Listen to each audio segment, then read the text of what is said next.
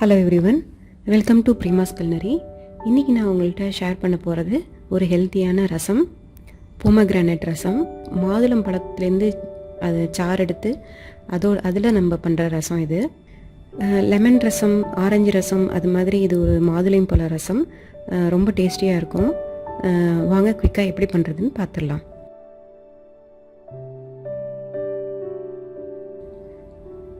So இந்த ரசம் பண்ணுறதுக்காக நான் ஒரு கப்பு மாதுளம் பழத்தை வந்து மிக்ஸி ஜாரில் சேர்த்து நல்லா அரைச்சிருக்கேன். அரைச்சிட்டு அந்த சீடெல்லாம் இல்லாமல் வடிகட்டி வெறும் ஜூஸ் மட்டும் நான் அதை எடுத்துக்கிறேன். ஸோ இப்போ ஒரு சாஸ் பேனை ஹீட் பண்ணிவிடுவோம். பருப்பு நல்லா பாயில் பண்ணி மசிச்சு வச்சுருக்கேன், அதை நான் இதில் சேர்த்துட்றேன். இதோட தக்காளி, ஒரு தக்காளி பொடியாக கட் பண்ணி வச்சுருக்கேன், அதையும் நான் இதை சேர்த்துட்றேன். 1/4 டீஸ்பூன் மஞ்சள் தூள் சேர்த்துட்றேன். 1 டேபிள் ஸ்பூன் உப்பு சேர்த்துட்றேன்.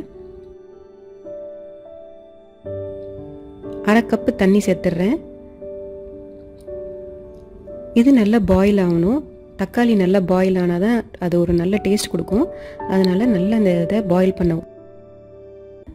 தக்காளி நல்லா பாயில் ஆகிடுச்சு. நம்ம கரைச்சி வச்சுருக்க புளி தண்ணியை இதோட சேர்த்துடலாம். 1 டீஸ்பூன் சீரகம், 1 டீஸ்பூன் மிளகு, இது ரெண்டையும் இடிக்கல்ல இடித்து வச்சுருக்கேன், அதையும் நான் இதில் சேர்த்துட்றேன். நல்லா மிக்ஸ் பண்ணி விட்டுடலாம்.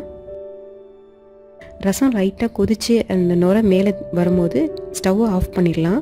இப்போ வந்து நான் கொத்தமல்லி சேர்த்துட்றேன். கடைசியாக இந்த மாதுளப்பழ ஜூஸை இதோட சேர்த்துட்றேன். எப்போதுமே ஸ்டவ் ஆஃப் பண்ணிவிட்டு தான் அந்த ஜூஸை நம்ம அதில் சேர்க்கணும். ஸோ நான் இப்போ மாதுளப்பழம் ஜூஸை அதில் நான் சேர்த்துட்டேன். மிக்ஸ் பண்ணி விட்ருவோம். ரசத்துக்கு தாளிப்பு ரெடி பண்ணிடலாம். நான் வந்து 1 டேபிள் ஸ்பூன் நெய் ஹீட் பண்ணுறேன். இதோட கடுகு, பெருங்காயம், 2 காஞ்ச மிளகாய், கருவேப்பிலை. கடுகு நல்லா பொரிஞ்சோன்னே இதை வந்து தாளித்ததை நம்ம ரசத்தோடு சேர்த்துடலாம். சேர்த்து நல்லா மிக்ஸ் பண்ணி விட்ருவோம். ரசம் இப்போ ரெடி ஆகிடுச்சு. இது ஒரு யூனிக்கான ரசம், ரொம்ப ஹெல்த்தியும் கூட. ஸோ ட்ரை பண்ணி பாருங்கள். ஸோ இந்த ரசம் எப்படி இருந்ததுன்னு ட்ரை பண்ணி பார்த்துட்டு உங்களோட ஃபீட்பேக் எனக்கு சொல்லுங்கள்.